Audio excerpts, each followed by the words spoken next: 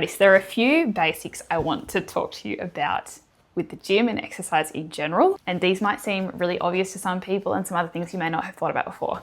So number one, please always use a towel. For other people's sake, but mostly for your own. People are gross. You don't want to have your sweat mixing with their sweat. When you're doing face down exercises on a bench or a hamstring curl, for example, you want to have a bit of a barrier between where other people have been sitting and sweating and where your face is. So please just always use a towel in the gym and cover up your equipment with it. Secondly, lifting gloves. These are really, really handy for grip strength. So I would recommend a brand like Under Armour, Nike, any of your typical top brands. And I'll give you guys a better look at these. Basically what you'll see when you have lifting gloves is a thicker, more reinforced, usually leather section of the glove. That's basically going to stop you from slipping when you're doing things like rows, deadlifts, chin-ups. It means you can hang on a little bit longer to do a couple more reps, and that's advantageous for you because you can get stronger, you can lift more weight, you can get more muscular, etc., etc. On that same train of thought, I would recommend you get a pair of lifting straps. Lifting straps are particularly helpful with pulling exercises. Basically what you do is you pop your hands through here. Again, I'm going to come a bit closer to the camera and show you this. The strap will look like this.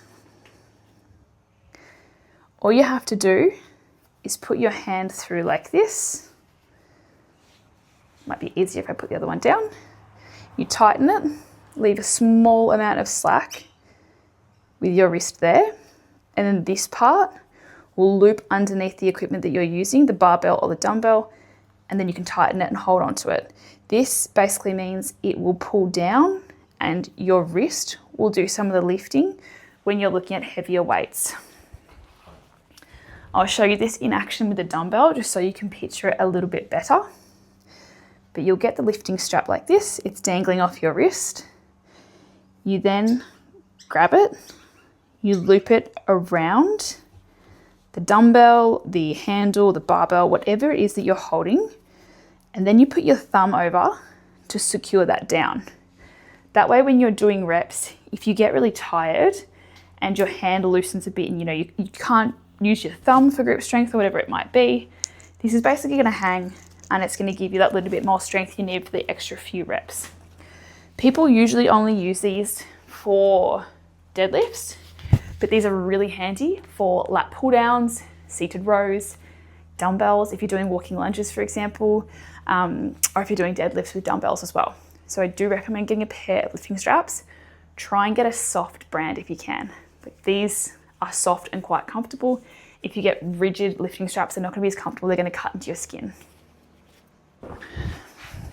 Now, barbell padding. This is one of the most misused pieces of equipment in the gym because people use this for squats. Please do not use this for squats. I will explain in another video exactly how to set up for the squat, not using this. If you use this for a squat, it'll put your neck in the wrong position, it'll put your back in the wrong position, and you'll do the squat wrong. So I just want to say don't use this for squats. This should only ever be used for hip thrusts. Imagine you have a bar across your hips that you're loading up with weight, heavier and heavier and heavier, up to over 100 kilos. You need some padding. So the barbell padding is just for hip thrusts. Please never ever do a hip thrust without padding, or at least a layer of a towel or a gym mat between a dumbbell and yourself. Never do it without a towel or padding. Lucky last little thing I wanted to chat to you about in terms of gym equipment is actually shoes. So I hope you can see from here. The shoes that I'm talking to you in today are Vans. These are flat shoes. You might have seen people exercising in these before, or Converse. You really want to exercise in shoes with a flat platform that you're not going to wobble around on. While really good running shoes, they're very padded at the bottom, which is great for running when you want to cushion your feet.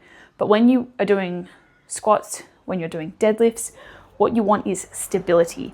You don't want your ankles to be able to roll in. If you were trying to do walking lunges, deadlifts, squats, Bulgarian split squats, front foot elevated split squats, barbell lunges, B stance, deadlifts. Hopefully you're getting the point here.